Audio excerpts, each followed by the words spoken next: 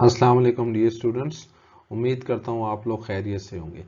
आज का जो हमारा टॉपिक है वो कंस्ट्रक्शन ऑफ सब्स्टिट्यूशन बॉक्सेस पर है।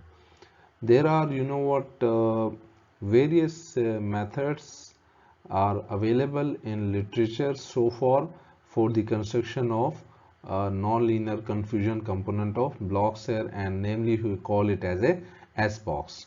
तो हम ज़रा एक फ्लो चार्ट से पहले देखेंगे कौन कौन से मेथड अभी लिटरेचर के अंदर अवेलेबल हैं, और आज मैं आप लोगों को इस लेक्चर में अलजब्राइक मेथड से सब्स्टिट्यूशन बॉक्स कंस्ट्रक्ट करवाना सिखाऊंगा, या how you can construct substitution box with the help of what you call one अफाइन transformation. Let us take some overview of the methods that are available so far for the construction of a non-linear confusion component or substitution box. अगर आप इस flow chart में देखें तो यहाँ पर एक चीज़ है कि अलजब्राइक मेथड्स हैं, आपके पास क्योस बेस्ड मेथड हैं, और ऑप्टिमाइजेशन बेस्ड मेथड, और कुछ स्पेशल टाइप्स के भी मेथड्स हैं. अलजब्राइक मेथड में सबसे पहले गैल्वा फील्ड, गैल्वा रिंग और projective general linear group base method आते हैं, यानी ये स्ट्रक्चर यूज करके सब्स्टिट्यूशन बॉक्सेस बनाए गए हैं. और दूसरा मेथड है ह्यूरिस्टिक अप्रोच भी कहते हैं इसको, और क्योस बेस्ड मेथड, जिसमें हमारे पास कुछ कंटिन्यूस क्योटिक सिस्टम आते हैं, आई मीन्स उसे नेमली डिफरेंशियल इक्वेशन, और कुछ हमारे पास डिस्क्रीट क्योटिक सिस्टम आते हैं, आई मीन्स उसे कि इस केस में हमारे पास इटरेटिव मैप्स होंगे. ठीक है, तो ऑप्टिमाइजेशन बेस्ड मेथड क्या होते हैं, इसमें ABC ऑप्टिमाइजेशन है, travelling salesman optimization, grey wolf optimization और एंड ऑप्टिमाइजेशन से अभी तक सब्स्टिट्यूशन बॉक्सेस जनरेट किए जा चुके हैं. तो इसी के साथ साथ अगर मैं बात करूं सम स्पेशल मेथड्स, जैसा कि हमारे पास वीक स्ट्रक्चर्स होते हैं, लैटिन स्क्वायर या क्वाजाई ग्रुप्स, लैटिन स्क्वायर और LA सेमी ग्रुप बेस जो स्ट्रक्चर्स हैं, इनको भी यूज़ करके रिसेंटली सब्स्टिट्यूशन बॉक्सेस बनाने की कोशिश की गई है. तो इसमें कुछ ऐसे भी हैं जो यहाँ पर मैंने लिखे नहीं है, लेकिन कुछ ऐसे भी मेथड हैं, लाइक जिस तरह हमारे पास ECC है, एलिप्टिक कर्व्ड क्रिप्टोग्राफी, वो भी अलजेब्राइक मेथड्स में आते हैं. उनको भी आजकल यूज करके हम सब्स्टिट्यूशन बॉक्सेस कंस्ट्रक्ट कर रहे हैं. तो चलें हम सबसे पहले गैल्वा फील्ड या बाइनरी वेक्टर बेस्ड हम इंक्रिप्शन सब्स्टिट्यूशन बॉक्स कंस्ट्रक्ट किस तरह कर सकते हैं. तो let us consider some binary vectors like Z2, which means either 0 and 1. If I say Z22, what does it means? The cross product of Z2 and Z2. So what does it means? Z2 अगर इसका cross product लें तो हमारे पास 2 tuples आ जाएंगे. ये total possible हमारे पास 4 elements हैं इन Z22. तो अगर मैं इसकी बाइनरी टू डेसिमल लिखूं तो ये 0 है, ये 1 है, ये मेरे पास क्या है, 0, this is 1, this is 2 and this is 3. तो ये इसकी बाइनरी लिखी हुई है. ठीक है, इसकी जो डेसिमल है वो ये लिखा. सिमिलरली अगर मैं Z23 की बात करूं तो Z2 इंटू Z2, यानी यहाँ पर 3 दफा क्रॉस प्रोडक्ट है किसका, Z2 का. तो यहाँ पर हर एक जो एलिमेंट होगा उसकी 3 बिट्स होगी, और उसका जो डेसिमल होगा 0 to 7 होगा. सिमिलरली अगर मैं Z28 की अगर बात करूं तो डियर स्टूडेंट यहाँ पर हर एक एलिमेंट की जो बाइनरी होंगी वो कितनी होंगी, 8 बाइनरी होंगी, और लास्ट वाला जो एलिमेंट होगा उसमें 8 दफा 1 1 1 1 1 एंड 1 लिखा होगा.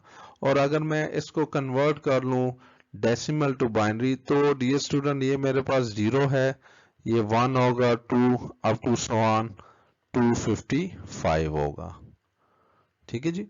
तो ये हमारे पास कुछ चीजें हैं. तो अगर मैं इसको देखूं कि सब्स्टिट्यूशन बॉक्स कंस्ट्रक्ट किस तरह किया जाता है, substitution box you know what one of the non linear confusion component. तो यहाँ पर जो मैं टेक्निक इस्तेमाल करने लगा हूँ वो एक अफाइन ट्रांसफॉर्मेशन इस्तेमाल करने लगा हूँ। और लेट अस से मेरे पास एक ट्रांसफॉर्मेशन है जो 2 एलिमेंट ले रही है और 2 एलिमेंट पर मैप कर रही है। यानी मेरे पास जो Z22 है ये इसमें एक्चुअली 4 एलिमेंट पड़े हैं और ये हर दफा 2 एलिमेंट उठाएगा एस ऑफ एक्स और मैप कर देगा 2 एलिमेंट के ऊपर ही। और जैसा कि मैंने आपको प्रीवियस लेक्चर में बताया था कि एस बॉक्स में एलिमेंट जो आउटपुट है वो रिपीट नहीं करनी चाहिए और 2 एलिमेंट सेम आउटपुट पर मैप ना हो, और सिमिलरली कोई एलिमेंट रिपीट ना करें आउटपुट में, तो वो सब्स्टिट्यूशन बॉक्स कहलाता है। मैंने ये एक ट्रांसफॉर्मेशन ली है S of X is A X XOR B, ठीक है। तो यानी ये एक अफाइन ट्रांसफॉर्मेशन है। अगर मैं सिर्फ ये इससे डिफाइन, ये मैंने बोल्ड से इसलिए रिप्रेजेंट किया है एक्स को क्योंकि x is you know what vector, क्योंकि इसके एलिमेंट यहाँ से आएंगे, तो ये 2 डायमेंशनल बाइनरी वेक्टर स्पेस है। तो एक्स ऑफ एक्स अगर मैं ये वाली ले लूं, ये वाली चीज, तो इसका मतलब क्या होगा, ये हमारे पास या डैश डाल दें, एक्स के अंडर डैश डाल दें या बोल्ड कर दें, दोनों का मतलब वेक्टर ही होता है।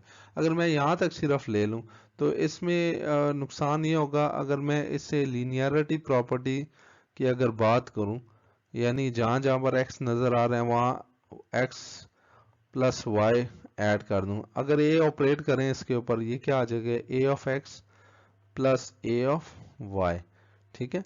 तो S of X plus Y किसके इक्वल होगा, ये, और ये एक्चुअली क्या चीज है, S of X plus S of Y के इक्वल आ जाए। इट मीन्स ये जो रिलेशन है ये वाला, ये जो है ये लीनियरिटी प्रॉपर्टी सेटिस्फाई कर रहा है।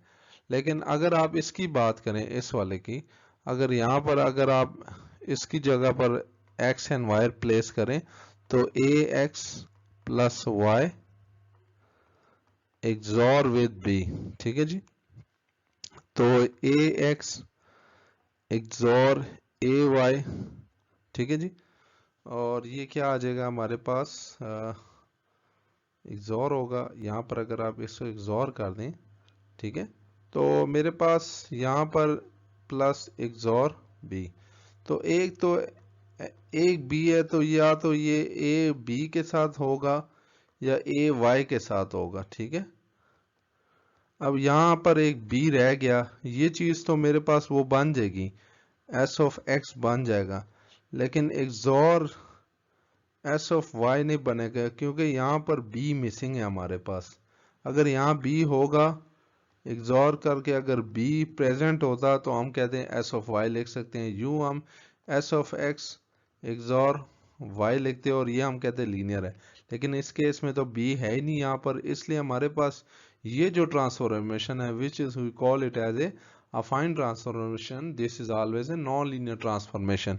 You know what linear transformation I mean to say, linear transformation में origin preserve रहता है और lines remain lines, every circle remains circle if transformation is a linear, so it means कि जो shapes है वो preserve रहती हैं। अगर मैं यहाँ पर 0 पुट करूँ तो मेरे पास a of 0 XOR with B, तो आंसर क्या आ जाएगा, बी, यानी एस ऑफ 0 पर मेरे पास आंसर क्या आ गया, बी, अगर इसको वेक्टर रिप्रेजेंट करें, ठीक है।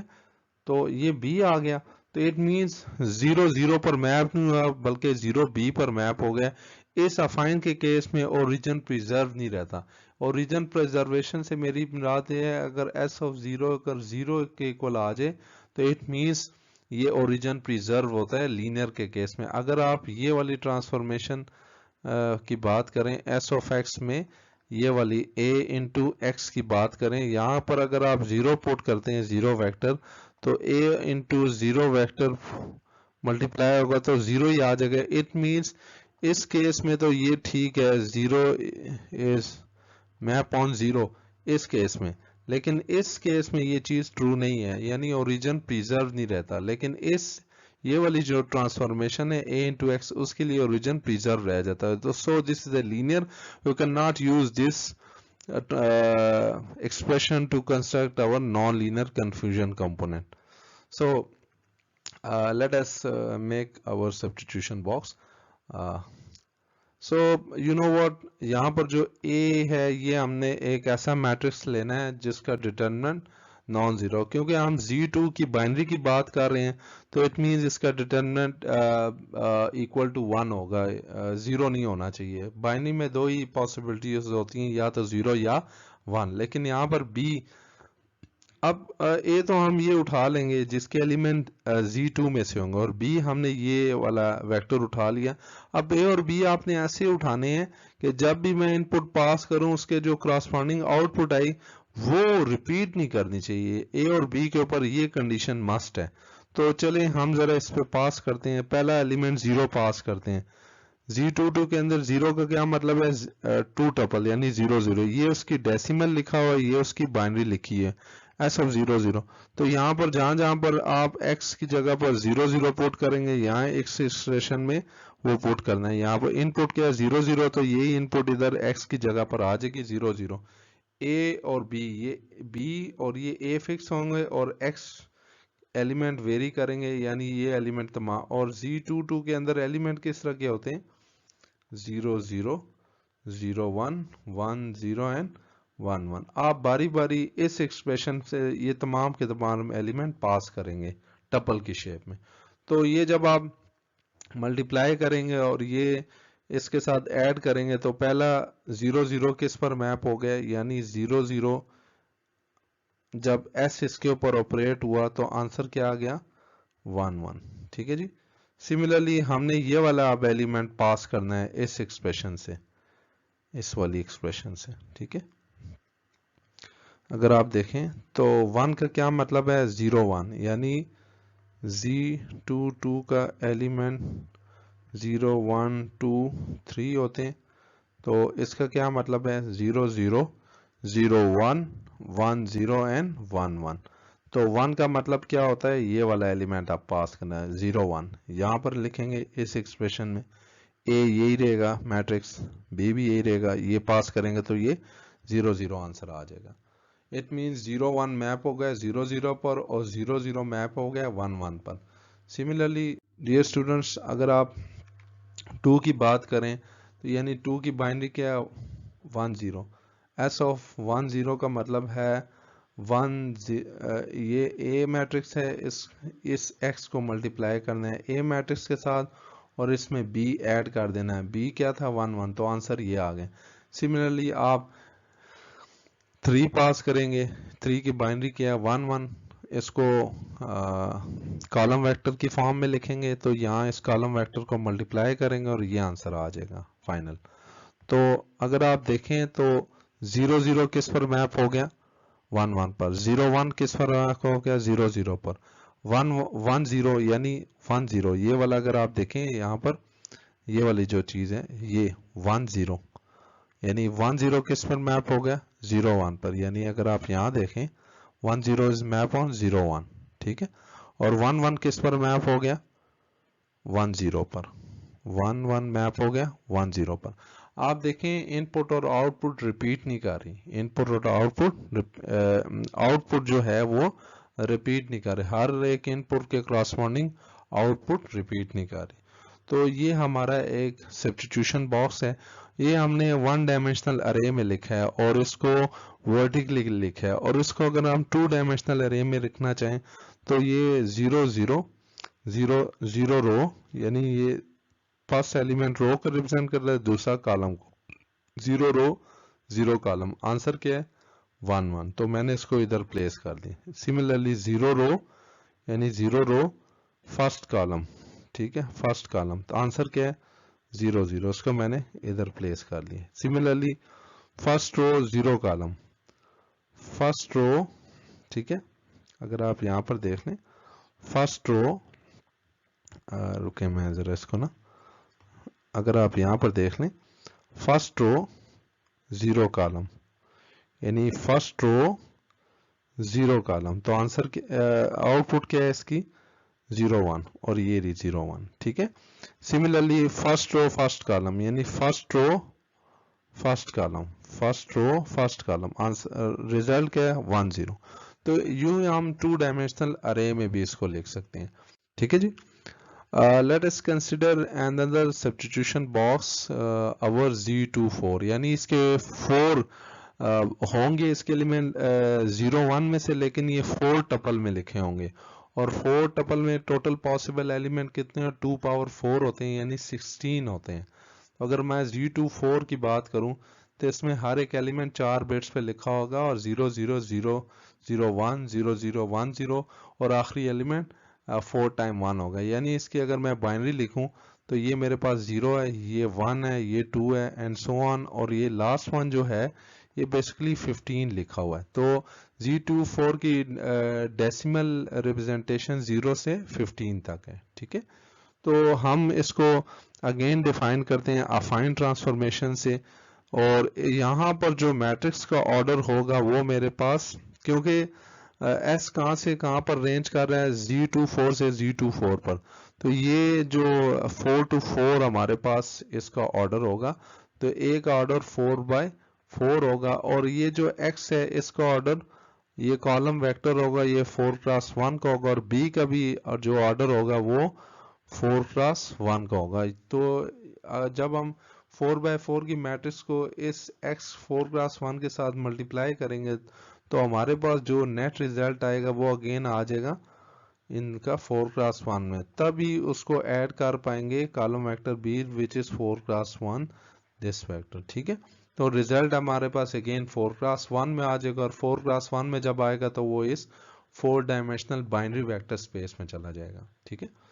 तो यहाँ पर अगर आपने जनरली अलजेब्रे में ट्रांसफॉर्मेशन देखी हो, आर एन से आर एम पे बात करते हैं, अगर मैं इसकी ट्रांसफॉर्मेशन अगर लिखूं a इंटू एक्स, तो मैट्रिक्स का ऑर्डर हमेशा ये वाले जो m होता है इसका r to the power m, ये रोज बन जाती हैं, और ये वाला जो होता है ये कॉलम बन जाती है, और ये x चूंकि n डायमेंशनल इनपुट है तो ये n क्रॉस 1, ये n डायमेंशनल वेक्टर स्पेस का एलिमेंट इनपुट में से इस रखा, तो ये दोनों कैंसिल आउट होकर तो रिजल्टेंट जो होता है हमारे पास वो m बाय 1 में, और ये किस में चला गया, r m में चला गया, ठीक है। तो डियर स्टूडेंट यहाँ पर अगर आप देखें 4 से 4 पर है, तो मैट्रिक्स ऑफ ट्रांसफॉर्मेशन जो होगी उसका ऑर्डर 4 by 4 होगा।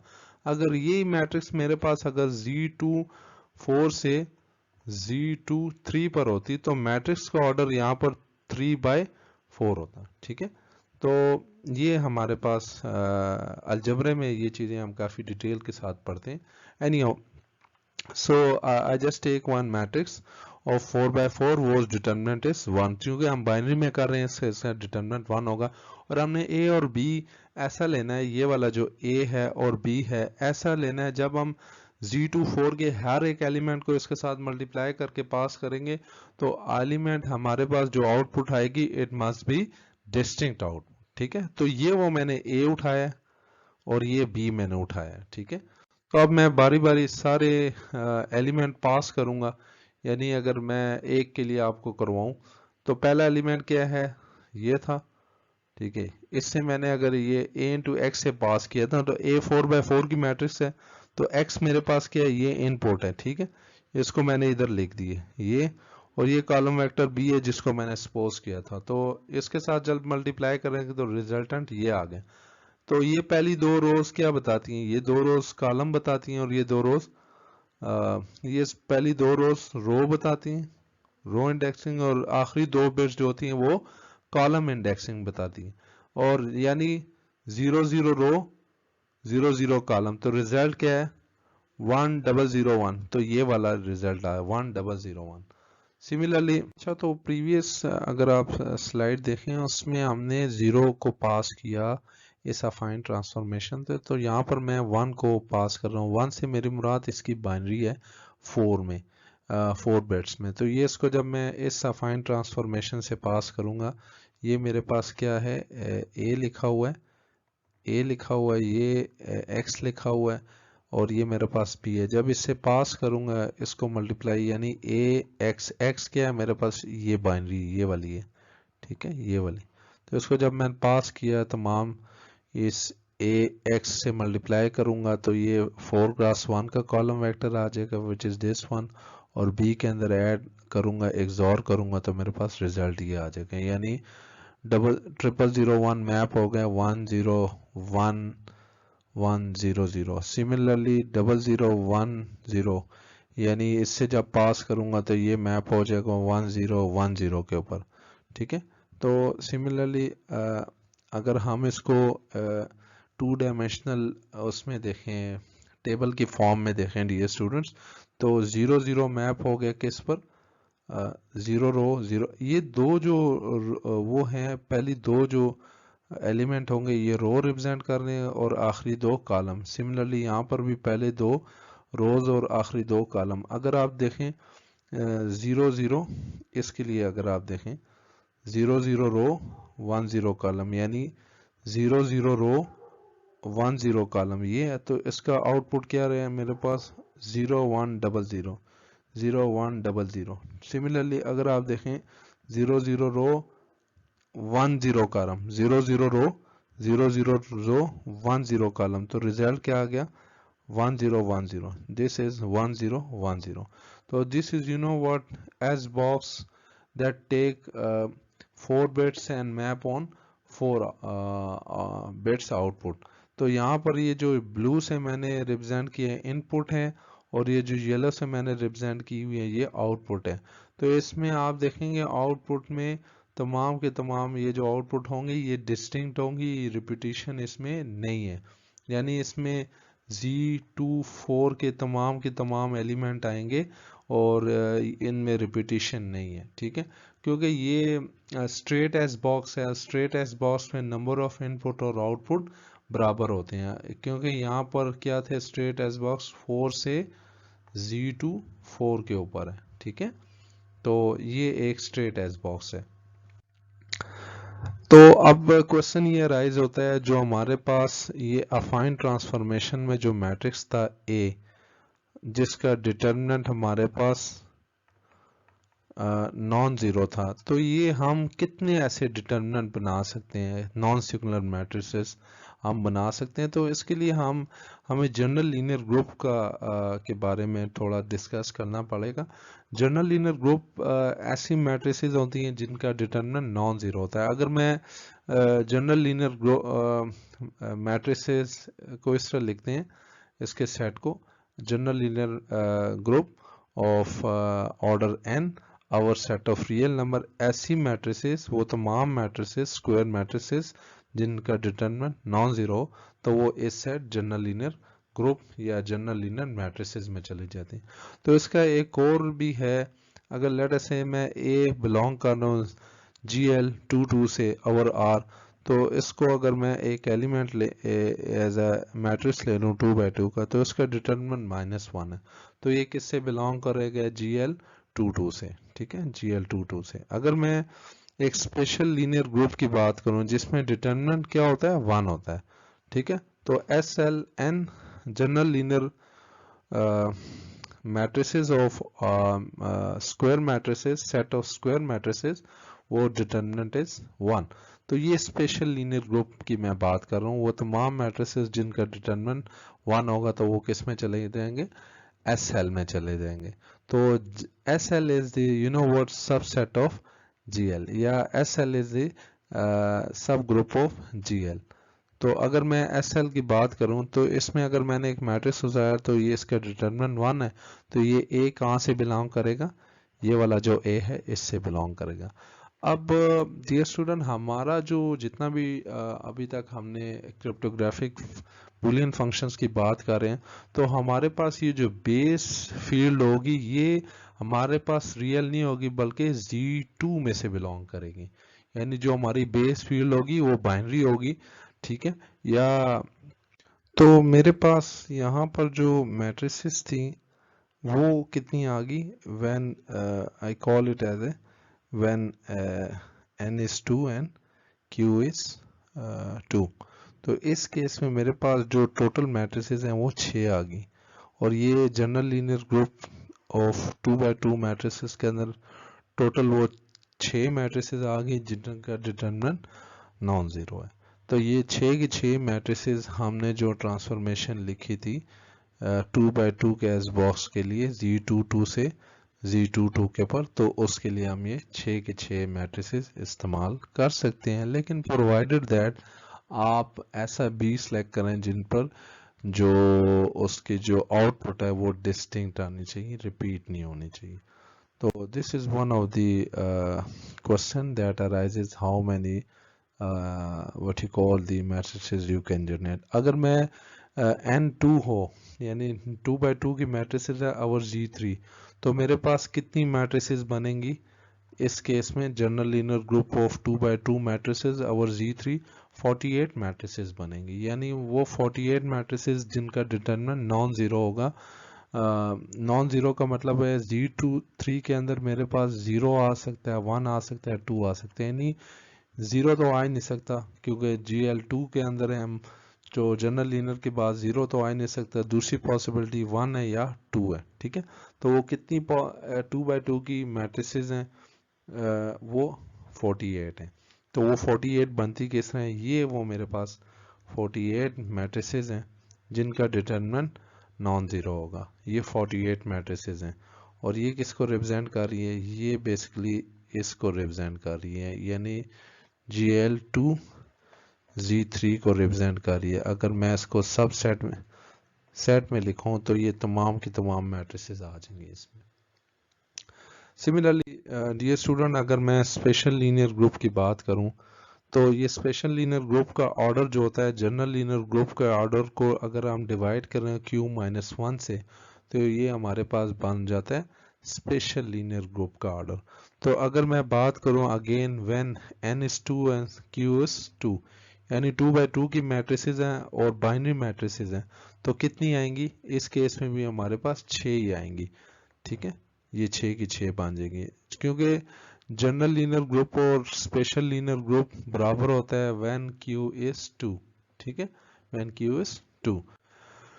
अगर मैं Q3 की बात करूं यानी और Z3 की बात करूं, तो इस केस में हमारे पास Q जनरल लीनियर ग्रुप का ऑर्डर ये है डिवाइडेड बाय Q-1, यानी 3-1 तो 24 आएंगी मैट्रिसेस, यानी 2x2 की मैट्रिसेस और Z3, तो ये 24 ये मैट्रिसेस हैं जिनका डिटरमिनेंट 1 होगा अंडर मॉड 3। अगर आप इस वाली मैट्रिक्स को देख लें, इस वाली मैट्रिक्स को, तो इसका अगर आप डिटरमिनेंट कैलकुलेट करें क्या आएगा? 4-0 4 मॉड 3 कर दें तो आंसर क्या आ जाएगा? 1, ठीक है। तो ये 24 मैट्रिसेस हैं जिनके डिटरमिनेंट 1 है। तो उम्मीद करता हूँ कि ये जो डिटरमिनेंट जो मैट्रिसेस हैं, आप अपने एस बॉक्स को बनाने के लिए आप अपनी मैट्रिक्स खुद कंस्ट्रक्ट कर सकते हैं। इस टॉपिक से हमें ये चीज़ पता चली।